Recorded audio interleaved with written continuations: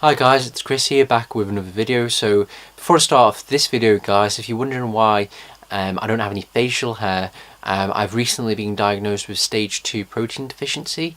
I've got a video on that, so if you want to go watch that out, you can. I'll leave a link somewhere on the screen for you. So today's video guys is actually kind of exciting. It's completely different. I've never really done anything like it before. Today's video is about minimalism. Yes, minimalism. So this is actually quite interesting for me because it's something that I've been thinking about over the last year, perhaps subconsciously and without really thinking of it in terms of the word minimalism. So basically, you know, as many know, I went vegan November 2014 because of Dune Rider, and I basically binge watched about 2,000 videos of Dune Riders or something crazy like that. Basically, the majority of the videos he pumped out. And one of the things that always struck a chord with me is how, the different things he says. For example, people, go through life doing jobs they hate, to buy things they don't need, to impress people they don't care about. And just not that though, there's a good saying he has, I don't know if he made it or it's just, something that he got from someone else, but there's a saying that I heard him say, which is, the more you own, the less you own it, and the more it owns you. And I suppose he's really struck a chord with me over the last year or so, and it's something I've definitely started to think about more, but I've never really taken action on it up until now. And recently I came across another YouTuber, and as well as a friend and work, who they both are into minimalism, and they were talking to me about it, and it's actually really interesting. So basically this idea of minimalism is, there are a number of ways you could describe it as such, but basically it's about removing all of the junk from your life. So getting rid of things you don't need, things you don't use, things that add no value to your life. Now then, from my videos you might not be able to tell, well, you probably wouldn't be able to tell, but basically I'm quite a materialistic person in some respects, in that I have a lot of stuff in my house, in my bedroom and upstairs in the attic that I don't really need, and a number of reasons of that, really over the years, perhaps I see something I want and I just buy it, or I get bored and I'll go buy things, etc. And over the years a lot of stuff is built up, and really I like the idea of minimalism, is the idea of freeing yourself. I mean, if we're all honest, we go through life, many of us, either consciously or unconsciously, trying to accumulate just not wealth but things. And quite often these things, they don't actually add value to our lives. If anything, they make us prisoner in a lot of respects, because we're then a slave to them, to looking after them, to providing space to them, providing time to them, and if not adding more to them, people, they're never really happy, are they? And you see people, they get caught up in this sort of rat race of life to own more and more, and they have more and more stuff, but then they have less time to spend people they love and care about. They have plenty of things, but they can't have experiences because their time is devoted to their things instead. And basically I want to become a minimalist.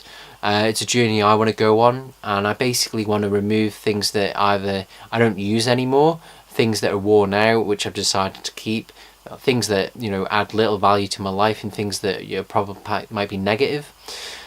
So guys, what I've done is I made myself a little card. I don't know how you can't see it because of the light, but I made myself a little card here with some questions I'll read out, and it's quite interesting. So there's a website called Minimalist. Let's see, let me find it for you. Theminimalist.com. So I haven't really read a lot on there, but I've heard a lot about the different things that the people on there have to say, and other people, and really, from what I can make out and from what I would perceive myself, the best way to go about minimalism is to put in place like a thought process, whereby when you buy things, you go through a series of questions, and basically to buy the item you have to sort of get past those hurdles that those questions present.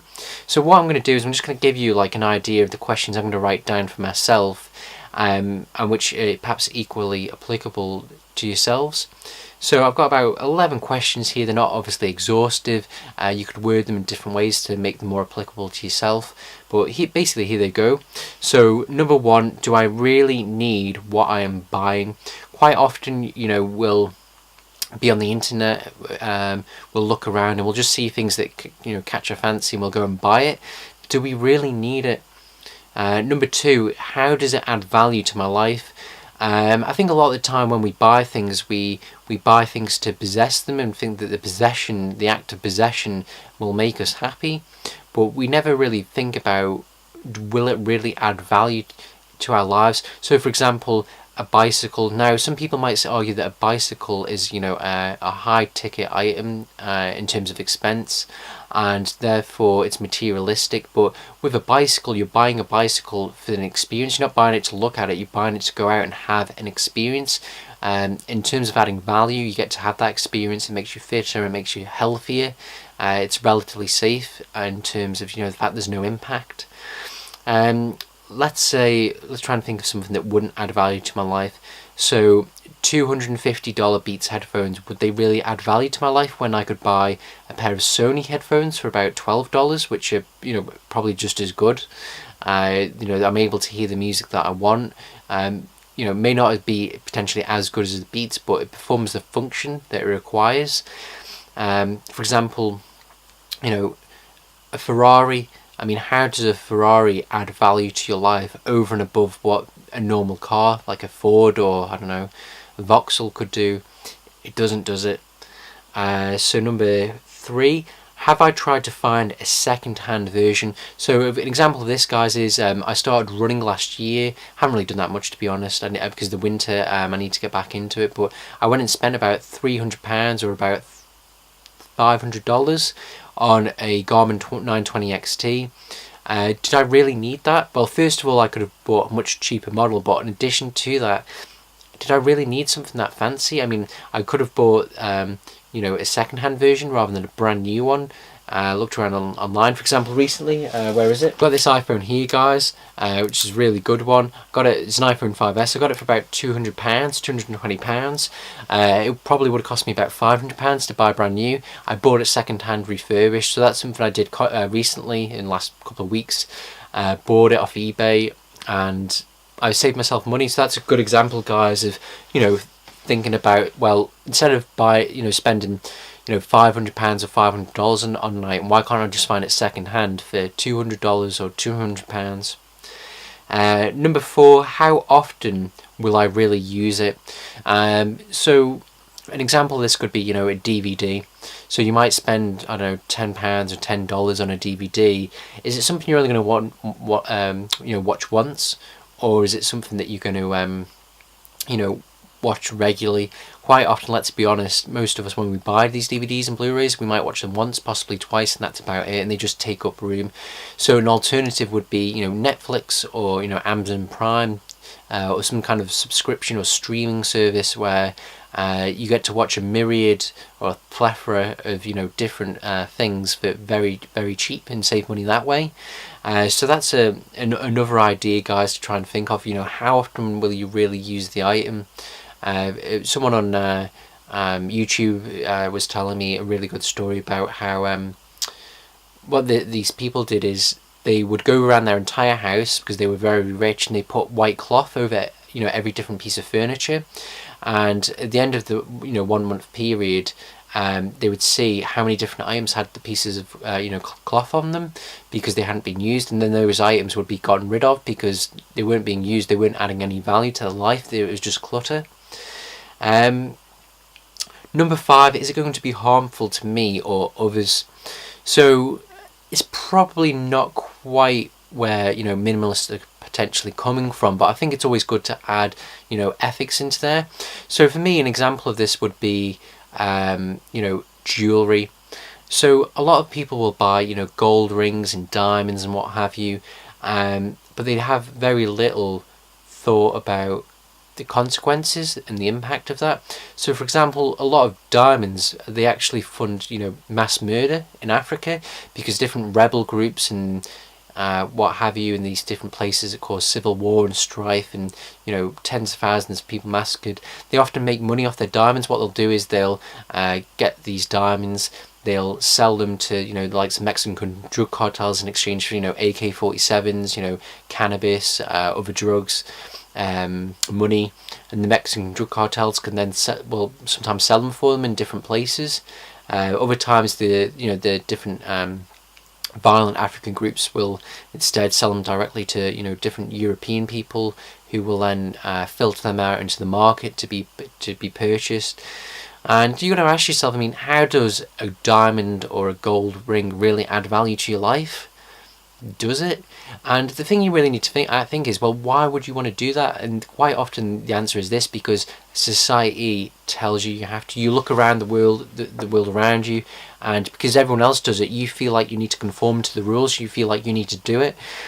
Quite often I hear people talk about wedding rings, and they'll say that you should be spending 3 months' salary on a wedding ring. It's like, who says that? Where does it say that? And it's just sort of this unwritten rule that we have to do that. And I was listening to a very good podcast by the Doddsville Podcasts on investing, and they talked about how a company called De Beers, which is now owned by an Anglo-American mining corporation, I believe, this South African company, they basically used marketing to create the current market and demand for rings and jewelry and diamonds back in like the 1930s. I mean, around back then people didn't really have stuff like that because they were too poor a lot of the time. People were busy trying to feed their kids and survive. They didn't have money for pointless things. And through campaigns and marketing, they created this illusion that people needed those things, and that if you didn't buy a wedding ring for your wife, that you're a bad husband, that you didn't love her, that if you didn't buy an engagement ring, that you're a bad person, essentially. That's how these different things work, guys. So if you're thinking about those things, I'd ask you to say, well, why are you really doing it? Are you doing it because you want to do it? Are you doing it because that person really wants it, or are you getting it for them because society says you must?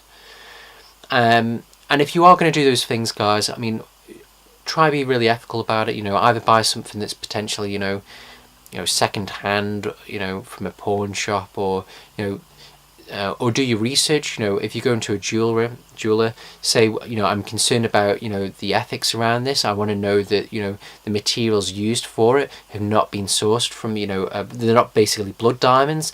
They're not funding terrorism or crime.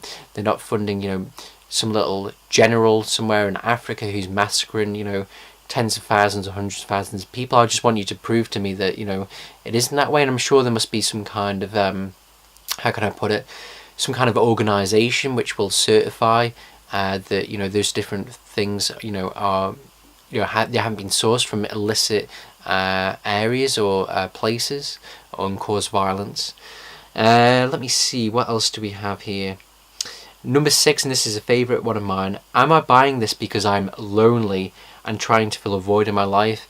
I'll have to confess, I've been a loner most of my life, and quite often what I would do is I'd go out and buy things to try and fill my life with, to try and make myself happy, because I was lonely. And I would sometimes, if I was bored or lonely, I'd just go online and try and find something to buy in this vain hope that it would fill that void in my life. And I wouldn't necessarily think of it in those very conscious terms. I wouldn't necessarily think, oh, I am lonely, so I'm going to buy this, but that is ultimately what was happening. So what I'd say to you, if you're someone who's watching this who's perhaps a loner, and you're buying loads of stuff all the time, ask yourself, why are you doing it? Is it because you're lonely? And if so, perhaps you need someone in your life. Try find some friends. Try to speak to your family more. Try and engage with people. Ask yourself, are you being friendly? What's the saying? He who wanteth friends must first show himself friendly. Different things like that, guys. So if you're lonely, just think about why it is that you're lonely, instead of trying to buy things to rectify it, because it never will. You'll always be lonely at the end of the day. You can't have things in your life and expect them to fill the role of what a person would do. It doesn't work that way. Number 7, does buying this fulfill my goal or intention? So quite often people can go out there, perhaps they need to do some kind of like little building work or some jobs around the house, they have some kind of goal in mind, and they'll just go out and buy without really looking into it. So what I would say is, when you buy, ask yourself, does this item really fulfill the purpose for which I'm buying it, or is it a case that I'm going to buy it and it's going to just be sitting there on a shelf because I'm going to have to go buy something else? I mean, if you don't know, then it means that you haven't really researched the item enough. You need to go away and look into it more. Number 8, will buying this cause my buying this cause me problems in the future? So a good example of that, guys, is let's say buying an extremely large house. Well, houses have depreciation. Different things need to be replaced. So an example is a house where all the windows go, and because you live in a cold country, you need double glazed or even triple glazed glass. That could be potentially £20,000 or about $30,000 that you have to shell out to replace that. So by buying a bigger house, which you may not necessarily be able to afford, or be able to afford in terms of maintenance, you potentially setting yourself up for problems later on in life, because you're going to get to the stage where all the windows might be gone and you have to pay to replace them. You might not have the money. So that's just an example there, guys. 9, will buying this take time away from family? So one of the things that I've learned, guys, as time's gone on, I'm not necessarily saying I'm really close to my family, but what I'm saying is that I've realised that people are more important than things. I mean, when I die, God willing, that'll be a long time from now when I'm like 100 plus. But when I die, I'm not going to look back and think about my PS4 that I owned, or my 3D gaming laptop, or my Canon 6D. When you die, you're gonna look back on the different experiences that you had, or you're gonna look back and the times that you spent with your wife, your kids, your family, the people you love and care about.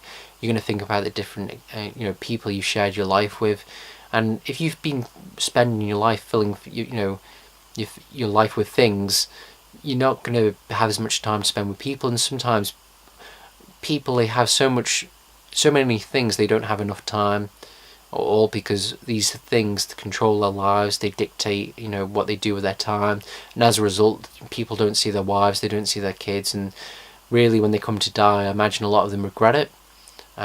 Because they look back and they don't have much to look upon. I personally don't want that for my life. As I go on, I want to become less materialistic, and I want to get to the stage where people matter more to me than things, and that's what I focus on.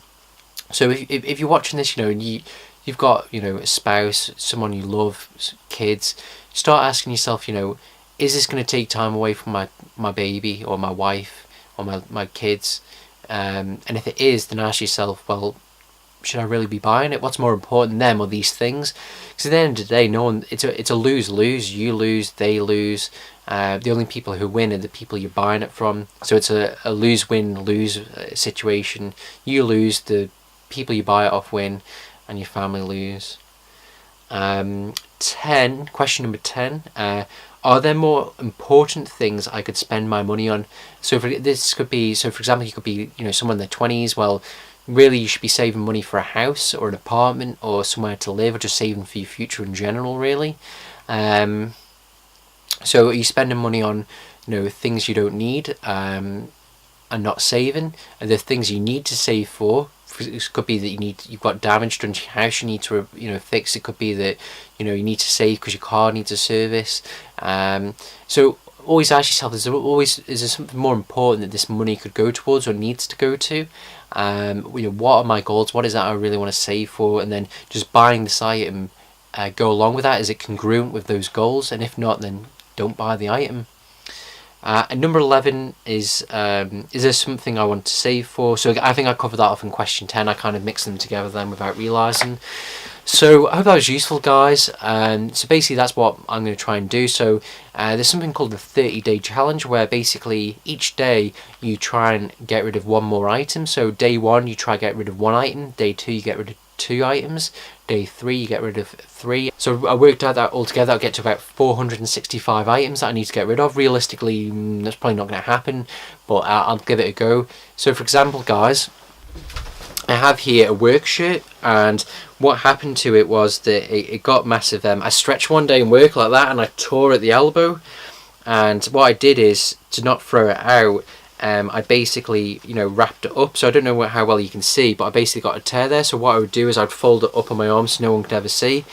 But the thing is, this this item now, it's pretty much gone past its useful lifespan. It's kind of scruffy. I mean, what's the point of me keeping this around in my bedroom? May as well just bin it.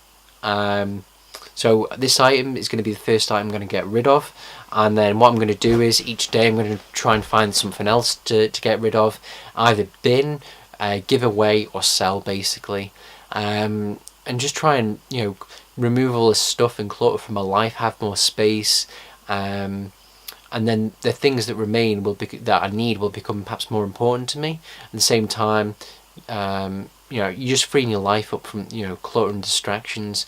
So I hope this has been useful in some way, guys. I know it's probably a bit of a rant and a bit of a ramble, but I hope it made sense to you. So if you're someone who is very materialistic, you're struggling to save, you're buying stuff all the time, just think about writing those different questions down that I've given you.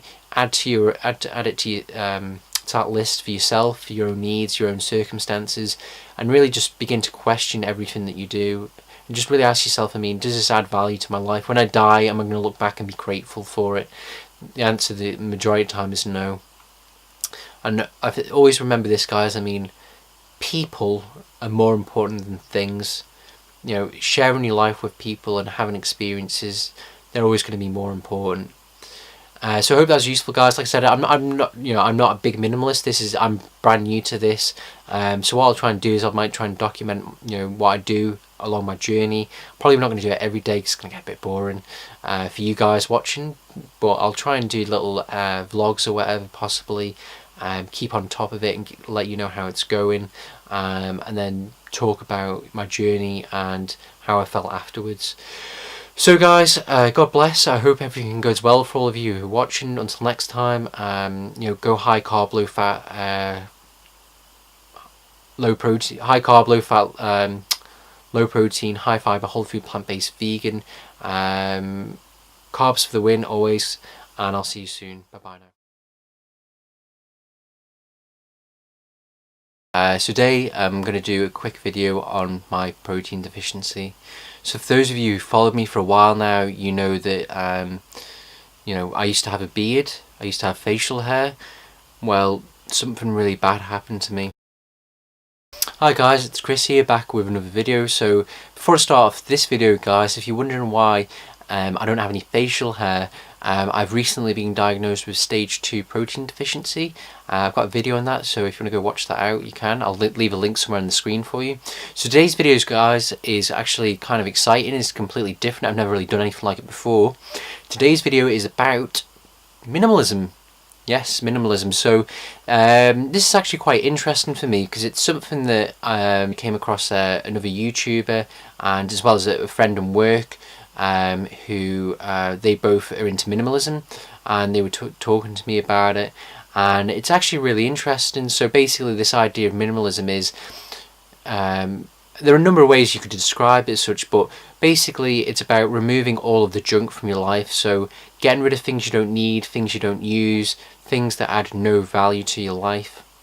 Now then, from my videos you might not be able to tell, well, you probably wouldn't be able to tell, but basically if doing jobs they hate, to buy things they don't need, to impress people they don't care about. And just not that though, there's a good saying he has, I don't know if he made it or it's just, something that he got from someone else, but there's a saying that I heard him say, which is, the more you own, the less you own it, and the more it owns you. And I suppose he's really struck a chord with me over the last year or so, and it's something I've definitely started to think about more, but I've never really taken action on it up until now.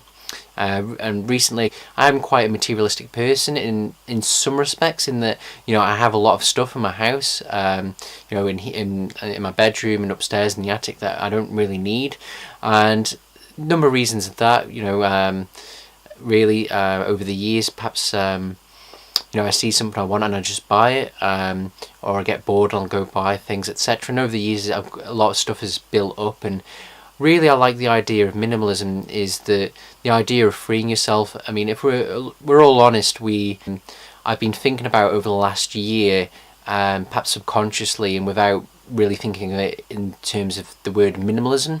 So basically, you know, as many know, I went vegan November 2014 because of Dune Rider, and I basically binge watched about 2,000 videos of Dune Riders or something crazy like that. Basically, the majority of the videos he pumped out. And one of the things that always struck a chord with me is how, you know, the different things he says. For example, you know, people, you know, go through life